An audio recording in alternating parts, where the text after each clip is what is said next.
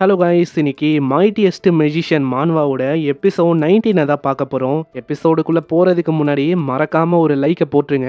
ஏன்னா அப்போ தான் நிறைய பேருக்கு ரெக்கமெண்ட் ஆகும். தொடர்ந்து இன்னமும் நிறைய வீடியோஸை போட முடியும். சரி வாங்க, நம்ம டைம் மிஸ் பண்ணாமல் எபிசோடுக்குள்ளே போகலாம்.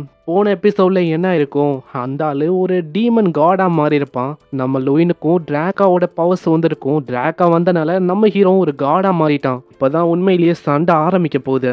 அங்கே இதை பார்க்குற ஒரு பயங்கரமாக ஷாக் ஆகுறாரு. ஏன்னா லூயின் மேலே அதிக அளவில் இப்போ பவர் ஃப்ளோ ஆகுது. அங்கே லூயினும் சொல்கிறான், இப்போதான் ஏதோ காடாமானா எப்படி ஃபீல் ஆகும் அந்த மாதிரி இருக்கு. இதுக்கப்புறம் என்னோட டேர்ன் இப்படின்னு அவன் பயங்கரமாக அங்கே தாக்குறான். அங்கே இதை பார்த்தோன்னே தெரியுது, இது பட்டா அவ்வளோதானு. உடனே ஒரு பேரியரை அங்கே கிரியேட் பண்ணுறாரு. ஆனால் நம்ம ஹீரோவோட அட்டாக் அங்கே பட்டோன்னே அந்த பேரியரும் சுக்குநூறாக போகுது. அது ரொம்ப தூரத்தில் போய் விழுறான். இதை பார்க்குற டீனு ரொம்ப ஷாக் ஆகுறாரு. ஏன்னா வழக்கத்தை விட இந்த வாட்டி ஸ்ட்ரென்த் ரொம்ப அதிகமாக இருக்கு. அங்கே ஸ்டேஞ்சுக்கு இதை பார்த்தோன்னே புரியுது, இதுக்கு காரணம் நம்ம டிராக்கா தானே. நம்ம லூயினு எப்படியோ அங்கே டிராக்காவை சமன் பண்ணியிருக்கான். ஆனால் இப்படி தான் ஃபீல் ஆகுது. ஆனால் இதை பார்க்கும் போது அதுக்கு வாய்ப்பே இல்லாத மாதிரி தான் இருக்கு. ஒன்னா லூயின் தான் ஒரு நியூ காட் ஆஃப் டிஸ்ட்ரக்ஷனா மாறிட்டானா என்ன, இப்படின்னு தான் அவள் யோசனை இருக்கா. இன்னொரு சைடு நம்ம ஹீரோ அப்படியே முன்னாடி பார்க்குறான். அவன் தாக்குதல்ல அவர் ரொம்ப தூரமாக போயிருப்பாரு. ஆனால் அப்பயும் அவரோட கதை அங்கே முடியல. ஆளு பயங்கரமாக கோவத்தில் இருக்காரு. பாதியே எது தடுக்குதோ நான் கண்டிப்பாக அதை விட மாட்டேன். என்னால் இந்த விஷயத்தை ஏற்றுக்க முடியாது. இன்னைக்கு நானா இல்லை நீயானு ஒரு கை பார்த்தே ஆகணும் இப்படி சொல்லிக்கினே ஏதோ ஒரு ஸ்பெல் அவர் போடுறாரு. இதனால அங்கே ஏகப்பட்ட மேஜிக் பாலும் அப்பியர் ஆகுது. அதை வச்சுக்கின்னு லூயினோட கதையை முச்சிடலாம் அப்படின்னு அவர் பயங்கர வேகமாக வராரு. நான் அவருக்கு இன்னமும் தெரியல நம்ம ஹீரோ டிராக்காவையே ஒரு வகையில சமன் பண்ணியிருக்கான்னு. அதனால நம்ம ஹீரோ கிட்ட டிராக்காவோட ஸ்ட்ரென்த்தும் இருக்கு. டிராக்கா முன்னாடி யாரு மோதுறாங்களோ இது கம்ப்ளீட்டா ஒரு சூசைடுக்கு சமம். அங்க லூயின் அவனோட பவர்ஸை லைட்டா தாங்க வெளிப்படுத்துறான். அதுக்கே அது எதுவுமே இல்லாம ஆயிடுது. இதை பார்க்குற ஃப்ளேம் கிங்கு ரொம்ப ஆச்சரியமாகறாரு. ஏன்னா இதுக்கு வாய்ப்பே இல்லை. எப்படி உன்னால என்னோட பவர்ஸை ஒன்றுமே இல்லாமல் ஆக்க முடிஞ்சுது, இது நான்சென்ஸாக இருக்கு. ஆனால் அது எதையுமே நம்ம ஹீரோ கண்டுக்கல. வரும்போதே இது ஏன் டர்ன் அப்படின்னு சொல்லி மூஞ்சில் அடிக்கிறான், வயிற்றுலையும் அடிக்கிறான், மாற்றி மாற்றி அடிச்சுக்கினே இருக்கான். அங்கே அடிச்ச அடியில் ஒரு தூரமாக போறாரு. ஆனால் அப்பயும் ஒரு நிற்கல. ஹே லூயின், நான் ஒத்துக்கிறேன், நீ ஸ்ட்ராங்காக தான் இருக்க. ஏன்னா நான் என்கிட்ட இருக்கிற எல்லா மெத்தடு டெக்னிக்கு எல்லாத்தையுமே பயன்படுத்தி பார்த்தேன். ஆனால் அப்பயும் என்கிட்ட இருக்கிற ஒரு டெக்னிக் வச்ச கூட உன்னை தோக்கடிக்க முடியல. உன்னை என்னால பீட் பண்ண முடியாதுன்னா எனக்கு வேற வழி இல்ல. என்னோட மொத்த பவர்ஸையும் வச்சு உன்னையும் கர்ஸா இருக்கிற இந்த உலகத்தையும் ஒட்டு மொத்தமா அழிக்கலான்னு இருக்கேன். இது கேட்ட உடனே லூயினா அவங்க கத்துறான், யோ உனக்கு என்ன பைத்தியம் போச்சுக்கிச்சா என்ன? எதுக்காக பவர்னு இந்த உலகத்தையே நீ அழிக்க போற? சரி இப்போ என்கிட்டயும் வேற வழி இல்லை. டிராக்கா நீங்க தான் ஹெல்ப் பண்ணும். நம்ம தான் எல்லாத்த வச்சும் இவனை கொல்லணும் இப்படின்னு டிராக்காவும் நம்ம லூயினும் ரெண்டு பேருமே அட் அ டைம்ல அவங்களோட முழு பவர்ஸை போடுறாங்க. அங்க அவரும் ஒரு பயங்கரமான ஸ்பெல்ல போடுறாரு. அவ்வளவுதான்டா, நீங்களும் இந்த பைத்தியக்கார உலகமும் அழிய போகுது. இங்க அழிய போறது நாங்க இல்ல, நீதான் இப்படின்னு அவன் சொன்னோடனே ஒரு பயங்கரமான பவர் அங்க வெளிப்படுது. அதுவும் டைரக்டா அங்க ஃப்ளேம் கிங் மேல பாயும். ஃப்ளேம் கிங்குக்கு சுத்தமா புரியல, என்னதுரா இது பயங்கர பவரா இருக்குன்னு. லூயின், நீ பண்ண வேலைக்கு கண்டிப்பா உன்னை விட மாட்டேன் அப்படின்னு அவரு கத்துறாரு. அங்கேயே அவரோட கதையும் முடியுது. அந்த ஃப்ளேம் கிங்கோட பவரும் ரொம்ப அதிகமாக இருந்திருக்கும். இத்தனைக்கும் டிராக்காவோட உடம்பே அங்கே பாதி காணும். லூனா மற்றவங்களாம் ஓடி கேட்குறாங்க, ஆமாம் லூயின் நீங்கள் ஓகேவா? எனக்கு எதுவும் இல்லை, நான் சேஃபு தான். ஆனால் திடீர்னு லூயினுக்கு என்ன ஆச்சுன்னு தெரியல. லூயினோட மண்டையும் அங்கே பயங்கரமாக வலிக்குது. ஏதோ மண்டையே அப்படியே ஸ்பிளிட் ஆனால் எப்படி இருக்கும் அந்த மாதிரி பயங்கரமாக அவனுக்கு வலிக்குது. அறையில் ஓங்கி ஓங்கி அடிக்கிறான். ஆமாம் என்ன ஆச்சுன்னா ஏதாச்சும் பிரச்சனையா? இல்லை கிட்ட வராதிங்க, என் கிட்ட தயவு செஞ்சு வராதிங்க. அங்கே ஸ்டேஞ்சுக்கு இதை பார்த்தோன்னே புரியுது இது என்ன விஷயம்னு. இதுக்கு முன்னாடி இதே விஷயத்த பல வருஷத்துக்கு முன்னாடி அவ பார்த்தா. அந்த டைம்ல தான் காட் ஆஃப் டிஸ்ட்ரக்ஷனாக மாறினாரு. ரொம்ப மேடா எல்லாத்தையுமே அழிக்க ஆரம்பிச்சாரு. அதே விஷயம் தான் நம்ம லூயினுக்கும் ஏற்படுதுன்னு நினைக்கிறேன். ஏன்னா சடனா பெரிய அளவுல பவர்ஸ் அவனுக்குள்ள வந்துச்சு. அதனால அதை ஹேண்டில் பண்ண முடியல. ஆனா இப்பயும் எனக்கு சுத்தமா ஐடியா இல்லை நம்ம லூயினை எப்படி நான் ஸ்டாப் பண்றது. ஏன்னா இதே மாதிரி நான் எதுவுமே பண்ணலன்னா அவ்வளவுதான். டிராக்கா எப்படி எல்லாத்தையுமே அழிச்சாரோ அதே மாதிரி விஷயம் திரும்பவும் ரிப்பீட் ஆகும். இப்படி யோசிக்கிறா. திடீர்னு அந்த இடமே அப்படியே சேஞ்ச் ஆகுது.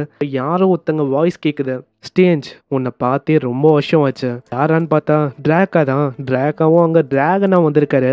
நான் உன்னை எதுக்காக சமன் பண்ணனா நீ அவனுக்கு ஹெல்ப் பண்ணும். அங்கே லூயினும் அந்த பெரிய டிராகனை பார்த்து ரொம்ப ஆச்சரியமா வரான். அப்பனா நீங்க தான் அந்த டிராக்காவா? அங்கே டிராக்காவை பார்க்கும் போதே அவனால ஃபீல் பண்ண முடியுது எந்த அளவுக்கு அவருக்கு பயங்கரமான ஸ்ட்ரென்த் இருக்குன்னு. நம்ம லூயினோ இது என்ன இடம் அப்படின்னு கேட்குறான். நம்ம இருக்கிற இந்த இடம் இது உன்னோட ஒரு இன்னர் பிளேஸ் மாதிரி தான். அந்த இடத்துல உன்னோட பவர்ஸை உன்னால கட்டுப்படுத்த முடியாம உன்னோட பவர்ஸ் ரொம்ப கிரேசியா போக வேண்டியது. ஆனா ஒரு ஸ்டெப்புக்கு முன்னாடியே நான் உன்னை இங்க வர வச்சுட்டேன். அதே மாதிரி நீ அந்த ஆர்டிஃபேக்டோட கணக்கில் இருக்க, அதை உடைக்கிறதுக்கு என்னோட மொத்த பவரையும் அதில் போடுற மாதிரி இருக்கும். அப்படி போடும் போது அது உடைஞ்சு போயிடும். அதனால இதுக்கு முன்னாடி எனக்கான மாதிரி உனக்காகுது. நான் போன வாட்டி அந்த இடத்துல நான் ரொம்ப மேடா போய் நிறைய விஷயத்த அழிக்க ஆரம்பிச்சேன். ஆனா இப்படி பண்ற மூலமா உனக்கு ஒன்றும் அப்படி ஆகாது. ஆனா இதை கேட்குற ஸ்டேஞ்சோ, ஆமா நீங்க என்ன சொல்லிருக்கீங்க, இப்படி ஒண்டி நீங்க பண்ணீங்கன்னா நீங்க மொத்தமா டிஸப்பியர் ஆகவும் வாய்ப்பு இருக்கு. எனக்கு அந்த விஷயத்தை பற்றி நல்லாவே தெரியும். ஏன்னா நான் இதுக்கு முன்னாடி காட் ஆஃப் டிஸ்ட்ரக்ஷனா அவைக்கன் ஆகும் போது இந்த உலகத்துக்கு என்னால் நிறைய கெட்ட விஷயம் தான் அங்கே ஏற்பட்டுச்சு. அது ஒரு ஹாமா தான் அமைஞ்சது. அங்கே மொத்தமாக இந்த பவர்ஸால் நான் கன்சியூம் செய்யப்பட்டேன். ஆனால் நம்ம ஹீரோ அப்படி இல்லை. நான் அவனை பார்த்துருக்கேன். அவன் ஒன்றும் அந்த மாதிரி இல்லை. ஆனால் டிராக்கா இப்பயும் எனக்கு புரியல. இந்த உலகத்தில் இத்தனை பேர் இருக்கும் போது எதுக்காக நீங்கள் என்ன தேர்ந்தெடுக்கணும்? அது ஏன் தெரியுமா? என்னோட பவர்ஸை உனக்கு கொடுத்ததுக்கு ஒரு காரணம் இருக்கு. ஏன்னா உன்னோட பெயினை பற்றி எனக்கு நல்லாவே தெரியும். ஒரு காலத்துல நானும் அப்படிதான் இருந்தேன். ஆனா நான் பண்ண தப்பான காரியங்களை நீ வந்து பண்ணல. நீ ரொம்ப டிஃப்ரெண்டா இருக்க. ஆஸ் அ பிளேயரா உன்னோட வாழ்க்கையை நான் பார்த்துருக்கேன். ஸ்ட்ரென்த்தை கெயின் பண்ணோன்னே என்ன மாதிரி ஒன்றும் நீ நடந்துக்கல. ரொம்ப டிஃப்ரெண்டா நிறைய விஷயங்களை பண்ண. அதனால உன்னால இந்த பவர்ஸை வச்சு கரெக்டான பாதைக்கு போக முடியும் இப்படின்னு தான் நான் நம்புறேன். அதனால இப்போ வந்து என்னோட பவர்ஸை நான் உனக்கு கொடுக்குறேன். இப்போ எல்லாமே உன்கிட்ட தான் இருக்கு லிட்டில் டிஸ்ட்ராயர். அதே மாதிரி ஸ்டேஞ்சு பாஸ்ட்லயும் சரி இப்பயும் சரி எனக்காக எவ்வளோ விஷயத்த பண்ணதுக்கு எல்லாத்துக்குமே ரொம்ப நன்றி. இதை கேட்டவுடனே ஸ்டேஞ்சுக்கு அங்கே என்ன சொல்லணும் அப்படின்னு தெரியல. ஏன்னா ஒன்ஸ் அந்த கனெக்ஷன் பிரேக் ஆயிடுச்சுன்னா அவ்வளோதான், நம்ம டிராக்கா அவர் மறைஞ்சு போயிடுவாரு. அங்கே அதே மாதிரி நம்ம டிராக்காவை சுற்றி ஒரு பயங்கரமான ஒளி அப்பேர் ஆகுது. அதுக்கப்புறம் என்ன ஆச்சு அப்படின்னு நம்மளுக்கு காட்டலை. ஆப்வியஸாக அவர் வந்து மறைஞ்சு போயிட்டாரு. நெக்ஸ்ட் சீனில் லூயின் எழுந்துக்கும் போது அங்கே லூயின் அப்படின்னு பயங்கரமாக வாய்ஸ் கேட்குது. டீனு, ஹான்ஸு, செட்டா, தங்கச்சி எல்லாருமே அங்கே இருக்காங்க. நம்ம ஹீரோ எழுந்தக்கப்புறம் தான் அவங்களுக்கு ரொம்ப நிம்மதியாக இருக்கு. ஒரு செகண்ட் நான் ரொம்ப பயந்து போயிட்டேன். எனக்கு என்னவோ ஏதோன்னு. ரொம்ப நன்றி. ஏன்னா கடைசி நேரத்தில் நான் சொன்னேன்னு சொல்லி எல்லாருமே இந்த இடத்துல ஹெல்ப் பண்ணும் அப்படின்னு வந்தீங்க. அதெல்லாம் ஒன்றும் இல்லை லூயின். ஏன்னா நீ ரொம்ப நல்லவன். எங்களுக்காக நிறைய விஷயங்களை பண்ணியிருக்க. அங்கே இப்படி இவங்க பேசும்போது யாரோ ஒருத்தங்க வராங்க. யாருன்னு பார்த்தா இந்த கிங்டமோட எம்பரரு, அதாங்க கிங்கு. ஒரு சைடு நம்ம ஹீரோவும் ரொம்ப ஷாக் ஆகுறான். ஏன்னா ஆளு என்ன யோசிக்கிறான்னா, இப்போதான் ரீசெண்டாக அந்த ஃப்ளேம் கிங்கை அவன் தூக்கச்சிருப்பான். அதனால நம்மள ஏதாச்சும் சொல்லணும் அப்படின்னு இவர் வராரா? அந்த ஃப்ளேம் கிங்கால ஆல்ரெடி அந்த கிரவுன் பிரின்ஸும் இறந்து போயிட்டாரு. அதனாலயே இப்போ பிரச்சனையா இருக்கு. அதனால ஏதாச்சும் சொல்லணும்னு இவர் வராரா அப்படின்னு தான் நம்ம ஹீரோ யோசிக்கிறான். ஆனா ஒரு கிட்ட வந்துட்டு, லூயின் ஆடல் தயவு செஞ்சு மன்னிச்சிடு, இந்த அப்பாலஜியை ஏத்துப்பேன்னு நினைக்கிறேன். ஏன்னா இந்த எம்பையரு இந்த அளவுக்கு கியாஸா போறதுக்கு காரணம் நான் தான். ஏன்னா எனக்கு அந்த ஃப்ளேம் கிங் அவன் இந்த அளவுக்கு ஈவலானவன் அப்படின்னு சொல்லி தெரியாம இருந்துச்சு. அதே மாதிரி தெரிஞ்சோ தெரியாமலோ என்னோட சன்னு அவனும் இதுல ஒரு காரணமா இருந்திருக்கான்.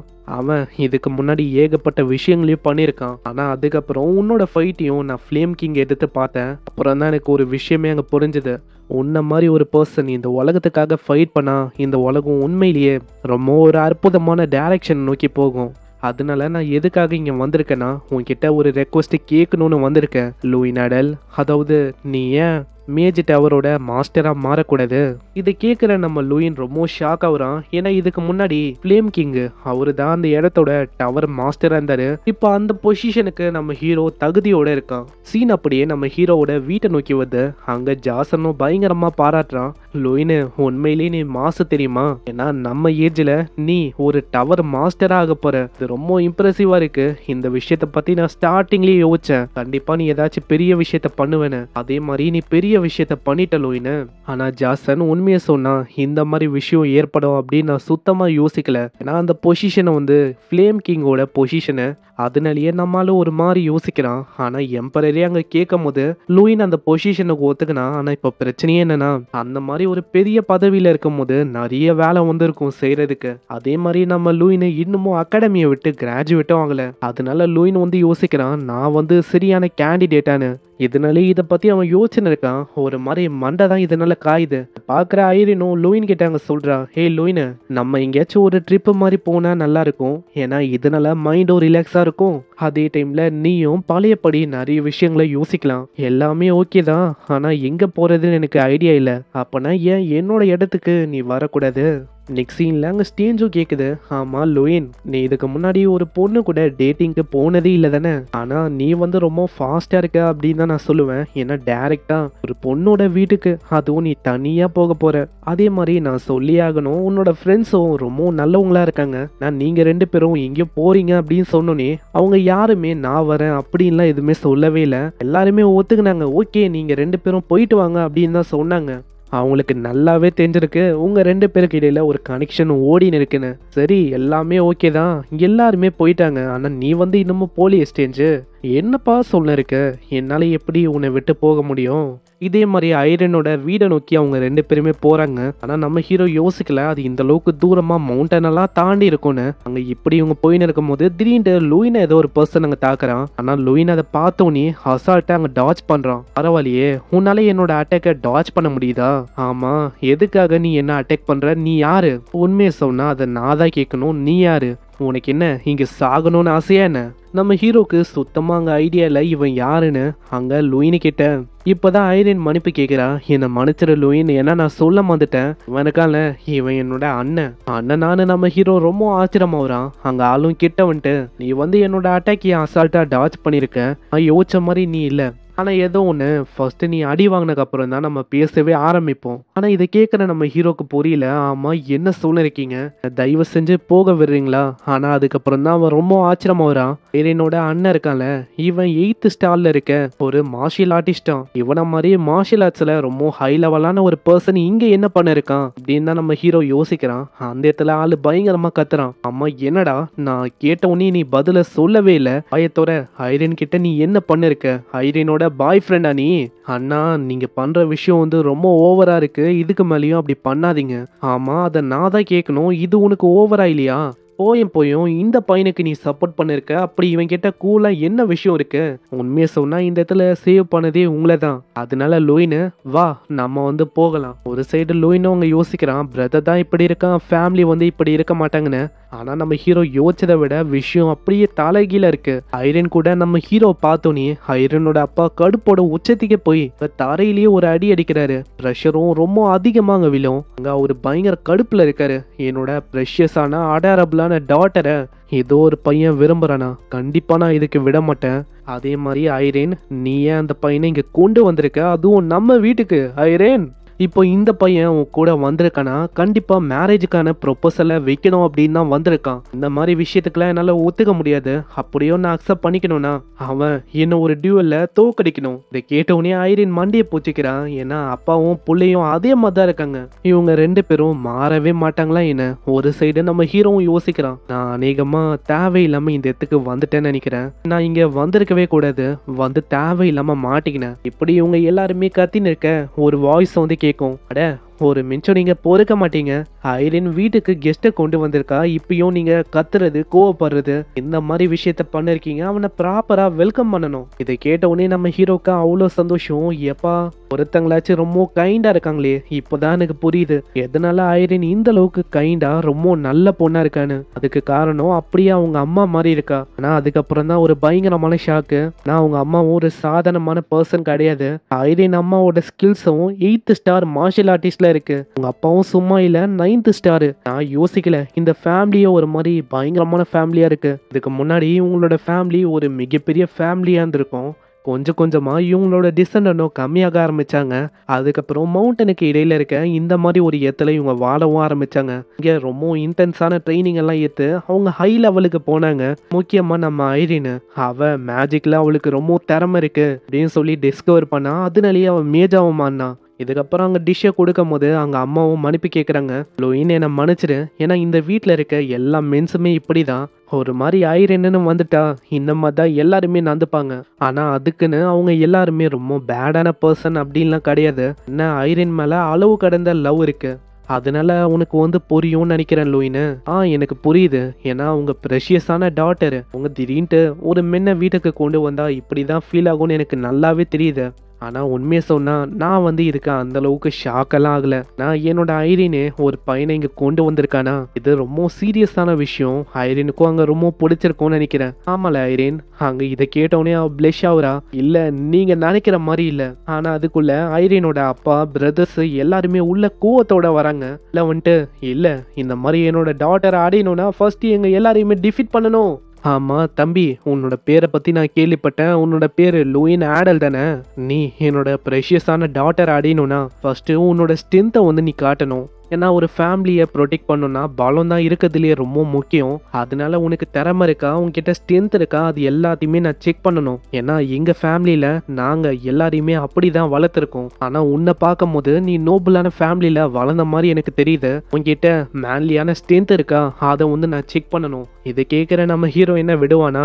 அவன் கிட்ட தான் பயங்கரமான ஸ்ட்ரென்த் இருக்குமே. ஆளு ஒத்துக்கிறான். ஓ, ஸ்ட்ரென்த்தை பத்தி நீங்க பேசுறீங்களா? அப்போ நான் கண்டிப்பா நான் உங்களுக்கு காட்டுறேன். நான் ரெஸ்பான்சிபிலிட்டியை தாண்டி ஸ்ட்ரென்த்னு வந்துட்டான். அதுல எனக்கு நிறையவே நம்பிக்கை இருக்கு. அதே மாதிரி என்ன யாராலையுமே ஸ்ட்ரென்த்ல தோக்கடிக்க முடியாது. இதை கேட்கிற அண்ணனும், பாத்தீங்களா அப்பா, இவன் வந்து சொல்றதுலயே தெரியல இவன் எந்த அளவுக்கு பெரிய ஸ்கேமரா இருக்கான்னு.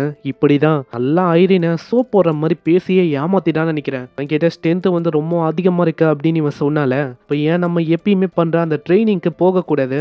ட்ரைனிங்ல வந்து தெரியும் என்ன இருக்குன்னு இவன் கிட்ட. ஏன்னா அவ்வளவு சீக்கிரத்துல யாராலையுமே அதை வந்து முடிக்கவே முடியாது. ஆனா இதை கேட்கிற நம்ம ஹீரோ ஆப்வியஸா அங்க ஒத்துக்கிறான். போகும்போதே சொல்றான், ஐரன் நீ எதை பத்தியும் கவலைப்படாத, ஏன்னா நான் இது எல்லாத்தையுமே பாத்துக்கிறேன். ட்ரைனிங் மூலமா ஒண்டிதான் இவங்க கூட நல்ல ஃப்ரெண்ட்ஷிப்பை மெயின்டைன் பண்ண முடியும்னா கண்டிப்பா நான் அதையும் பண்றதுக்கு தயாரா இருக்கேன். ஒரு சைடு அவங்க அம்மாவும் அங்க சொல்றாங்க, ஐரின் அந்த பையனை பத்தி நீ கவலைப்பட வேணாம்னு நினைக்கிறேன். ஏன்னா உன்னோட கண்ணை பார்க்கும்போது அவன் ரொம்ப கான்ஃபிடென்ட்டா இருக்கிற மாதிரி தான் இருக்கு. கண்டிப்பா உன்னால முடியும்.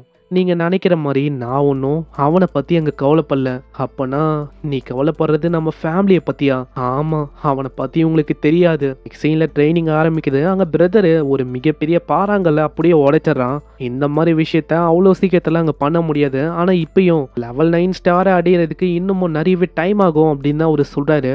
பின்னாடி நம்ம ஹீரோவும் நிப்பானா, அதை பார்த்துக்கினே அவர் யோசிக்கிறாரு. ஐரினா இவன் நல்லா மைக்கே வச்சிருக்கலாம். கண்டிப்பா இந்த இடத்துல எவ்வளோ பெரிய பாறாங்கல் எல்லாம் இவனால உடைக்க முடியாது. இவனோட நம்பிக்கைய நான் இழக்க வைக்கிறேன். அந்த இடத்துல இவர் இப்படி யோசிக்கிறாரு. ஆனா நம்ம ஹீரோ அங்க நார்மலா தான் இருக்கான். முன்னாடி பல மடங்கு ரொம்ப பெரிய கல் இருக்கும். அது ஒரு மவுண்டனோட பகுதி தான் அது. அதை பார்த்தோன்னே எல்லாருமே யோசிக்கிறாங்க, கண்டிப்பா இவனால உடைக்க முடியாது அப்படின்னு தானே. ஆனா நம்ம ஹீரோ அவனோட பவர் அங்க வெளிப்படுத்தும் போது அவரு ரொம்ப ஷாக் ஆகுறாரு. அந்த இடத்துல அந்த அட்டாக் டச் ஆனோனே அப்படியே அது சுக்குநூறா போகுது. பாக்குற யாராலையுமே எதுவுமே நம்ப முடியல இந்த அளவுக்கு இவன் ஸ்ட்ராங்கானு. அதே மாதிரி சில பல நாளைக்கு இவங்க தொடர்ந்து அங்க ட்ரைனிங்க பண்றாங்க.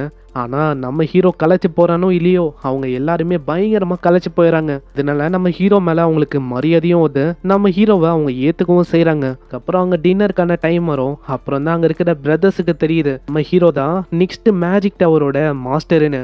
அதுவும் எம்பரரால டைரக்டா நம்ம ஹீரோக்கு இந்த பதவி கிடைச்சிருக்கு அப்படின்னு தெரிஞ்சோடனே அப்பாவும் கேட்கிறாரு, லூயின் எதுக்காக இந்த விஷயத்த பத்தி முன்னே நீ சொல்லல? முன்னாடியே இந்த டைட்டில் உன்னோட விஷயத்த பத்திலாம் சொல்லியிருந்தா இன்னமும் நல்லா இருந்திருக்கும். இந்த டைட்டில்லாம் எனக்கு மேட்ரு இல்லை. ஆனா இதை பத்தி நான் யோசிச்சா இது பெரிய டைட்டில். உண்மையை சொன்னா இந்த ப்ராசஸை வச்சு உங்களோட மனசை ஜெயிக்கணும் அப்படின்னு ஆசைப்பட்டேன். அந்த டைம்ல இதை பத்தி நான் சொல்லணும் அப்படின்னு யோசிக்கல. கேட்கிற அவங்க அம்மாக்கு அவ்வளவு சந்தோஷம். இப்பதான் புரியுது இதனால ஐரின் உனக்காக இப்படி விழுந்திருக்கான்னு. இதை கேட்குற ஐரனுக்கும் அங்கே பயங்கரமாக பிளஷ் ஆகுது. அட அம்மா நிறுத்துங்க. நெக்ஸ்ட் சீன்ல எல்லாருமே தூங்குறாங்க. ஆனால் நம்ம ஹீரோக்கு அங்கே தூக்கமே வரல. அங்கே திடீர்னு ஐரனோட அப்பா வராரு. அங்கே அவரும் வந்துட்டு ஏதோ ஒரு முக்கியமான விஷயத்தை பற்றி பேசணும், கொஞ்சம் தனியாக வர முடியுமா அப்படின்னு அங்கே சொல்ல, நம்ம ஹீரோவும் அவங்க அப்பாவும் தனியாக ஒரு இடத்துக்கு போகிறாங்க. அங்கே போகிற வழி முழுக்க நம்ம ஹீரோக்கு சுத்தமாக ஐடியாவில் என்ன சொல்ல போகிறாருன்னு. அங்கே ஒரு இடத்துல வந்துட்டு, உனக்கு தெரியும்ல நிறைய வாட்டி உங்ககிட்ட சொல்லியிருக்கேன் என்னோட ஐரின் அவ தான் எனக்கு ரொம்ப ப்ரெஷியஸான டாட்டர்னு. அதே மாதிரி ஸ்டார்டிங்கில் உன்னோட ஸ்ட்ரென்த்தை பற்றி தெரிஞ்சுக்கணும்னு சொல்லி அஃபான ட்ரைனிங்கு ஏகப்பட்ட விஷயங்களை உன்னை வச்சு நான் பண்ணேன். அதுக்காக மன்னிச்சிரு. அதே மாதிரி ஐரினை நீ வந்து நல்லா பார்த்துக்கணும். என்ன ஐரினை அழுவ வைக்காத.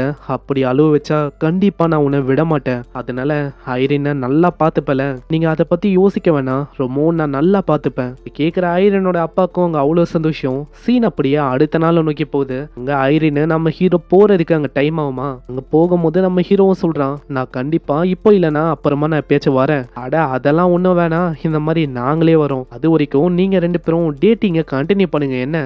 இது கேட்குற ஐரின் கடுப்பாயிட்டு காலையும் மிதிக்க யோசிக்கிறான். அம்மா யார முன்னாடி டேட்டிங்க அது இதுன்னு என்ன சொல்ல இருக்க நீ?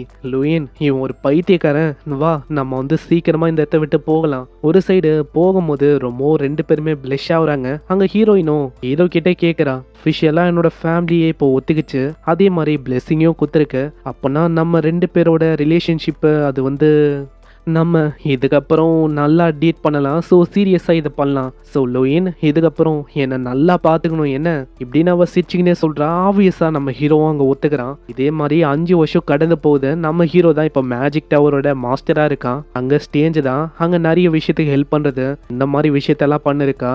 நம்ம ஹீரோக்கு அங்கே ஏகப்பட்ட வேலை இருக்கும். அந்த வேலையெல்லாம் ஆள் பார்த்துப்பான். அதே மாதிரி அந்த 2 பிரின்ஸால இப்போ ஆடல் சிட்டி வந்து ரொம்ப மாறிடுச்சு. ஆடல் டெரிட்டரியே இப்போ மிகப்பெரிய சிட்டியாக மாறி இருக்கு. நம்ம ஹான்ஸ் இருக்கான்ல, அவன் சொன்ன மாதிரியே ஆடலோட நைட்டா மாறிட்டான். அதே மாதிரி நம்ம ஜாசன் அவன் தான் இப்போ ஆடலோட அட்மினிஸ்ட்ரேட்டிவா இருக்கான். அதனால ஆடல்ல நிறைய விஷயங்களை நம்ம ஜாசன் தான் அங்க பார்த்துப்பானே. அங்க திடீர்னு யாரோ ஒருத்தங்க வராங்க. யாருன்னு பார்த்தா நம்ம லூனாவும் இப்போ ஒரு பெரிய பதவியில இருக்கா. அந்த ஸ்வாட் ஃபெஸ்டிவலை ஜெயிச்சு எம்பரருக்கு சைலியே நிறையவே ஹெல்ப் பண்ணிருக்கா. எம்பரரும் இப்போ நல்லா குணமாயிட்டாரு. அவரோட உடல்நிலை மோசமா இருந்துச்சு.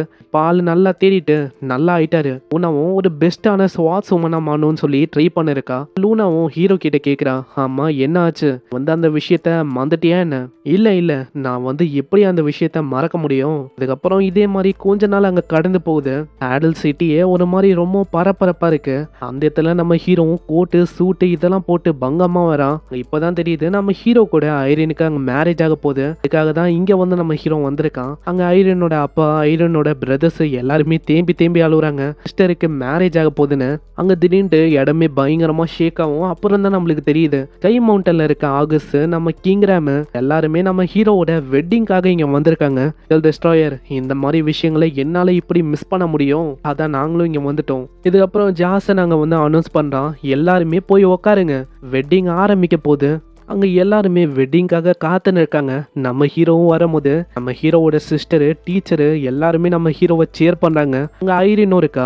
ஐரினும் அவ்வளோ அழகா இருக்கா. அப்பா கூட வரும்போதே ஐரினோட அழகை பார்த்து நம்ம ஹீரோ அப்படி ஷாக் ஆகுறான். ஐரின் அவளோட டேலண்ட்டை வச்சு உலகத்திலேயே ரொம்ப ஃபேமஸான ஒரு மேதாமானா. இதனால அவளோட ஃபேமிலியோட பெருமையும் இந்த உலகம் முழுக்க அப்படியே பரவுச்சு. இப்போ அவ வந்து என்னோட ஒய்ஃபா மாற போறான். அதே மாதிரி நானும் கண்டிப்பா உனக்கு ஒரு நல்ல ஹஸ்பண்டா இருப்பேன் லூயின், எனக்கு நம்பிக்கை இருக்கு. நெக்ஸ்ட் சீன்ல இக்னைட்டோ வந்துட்டு கங்க்ராச்சுலேஷன் சொல்றாரு. இங்க 2 பேரும் வாழ்க்கையில நிறைய விஷயத்த சாதிக்கணும். உங்க வாழ்க்கையில என்னதான் தடை வந்தாலும் அது எல்லாத்தையுமே உடைச்சு தூக்கி எஞ்சிட்டு நீங்க முன்னேறி போயினே இருக்கணும். உங்க பாண்டும் போக போக ஸ்ட்ராங் ஆயினே இருக்கணும். காரணத்தை கொண்டும் அது உடையக்கூடாது. டேடா இருந்தாலும் மனசே உடைஞ்சு போனாலும் நீங்க 2 பேருமே நல்லா சப்போர்ட் பண்ணி ஒன்னா இருக்கணும். இப்படிதான் மேரிடா ஒரு நல்ல வாழ்க்கைய வாழுவாங்க எல்லாருமே. கையை பிடிக்கும் போது நம்ம ஹீரோ மனசுலயே யோசிக்கிறான், இவங்க 2 பேரும் ஃபர்ஸ்ட் டே இப்படிதான் மீட் பண்ணாங்க.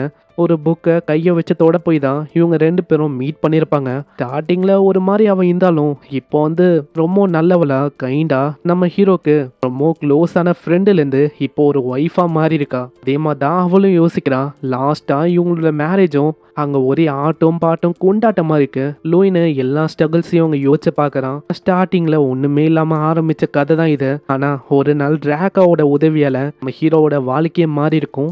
இந்த மாதிரி சந்தோஷமான டைம்ல டிராக்கா ஒண்டி இருந்தா ரொம்ப நல்லா இருக்கும். அவரை திரும்ப என்னால பார்க்க முடியாதா அப்படின்னு தான் நான் யோசிக்கிறேன். கங்க்ராச்சுலேஷன் இப்படின்னு ஒரு வாய்ஸ் அங்க கேட்கும். கேட்குற நம்ம ஹீரோ ரொம்ப ஷாக் ஆகுறான். என்னது இந்த வாய்ஸ்? அம்மா ஸ்டேஞ்ச் இந்த வாய்ஸை நீ கேட்டியா? என்ன நீ சொல்லிருக்க? என்ன வாய்ஸ் எனக்கு கேட்கல.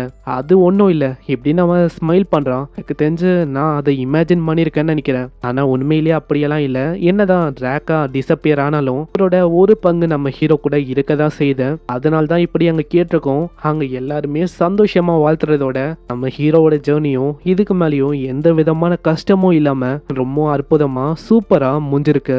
ஸோ இந்த கதை இது வந்து உங்களுக்கு பிடிச்சிருக்கா? நிறைய பேர் வந்து கேட்டிங்களே ஃபினிஷ்டு மான்வாவை போடுங்கன்னு. நானும் அதே மாதிரி போட்டேன். ஆனால் அந்த அளவுக்கு பெருசாக சப்போர்ட் வந்து எனக்கு கிடைக்கல. இந்த மான்வா நடுவில் கொஞ்சம் ஸ்லோவாக போயிருக்கும், மற்றபடி எல்லாமே நல்லா இருந்துச்சு. ஸோ உங்களுக்கு எப்படி இருந்துச்சுன்னு மறக்காம கீழே கமெண்ட் பண்ணுங்க. அதே மாதிரி இதுக்கு எவ்வளோ ரேட்டிங் கொடுப்பீங்க எல்லாத்தையுமே கீழே கமெண்ட் பண்ணுங்க. நான் அப்பதான் புதுசாக யாராச்சும் பார்க்குறாங்கன்னா இந்த மான்வாக்கு இப்படியெல்லாம் கமெண்ட்ஸ் இருக்கா, உண்மையிலேயே நல்லா இருக்கும் இப்படின்னு நினச்சி உண்மையிலேயே பார்ப்பாங்க. ஸோ வீடியோவும் நிறைய பேருக்கு ரெக்கமெண்ட் ஆகும். அதனால இந்த மான்வாவை முழுசா பார்த்தவங்க யாராச்சும் இருந்தீங்கன்னா மறக்காம கீழே கமெண்ட் பண்ணுங்க. நான் உங்களை நெக்ஸ்ட் ஒரு புது மான்வாலியோ இல்லை ஆல்ரெடி ரன் ஆகின்னு இருக்க ஏதாச்சும் மான்வாலை சந்திக்கிறேன். தேங்க்யூ ஃபார் வாட்சிங்.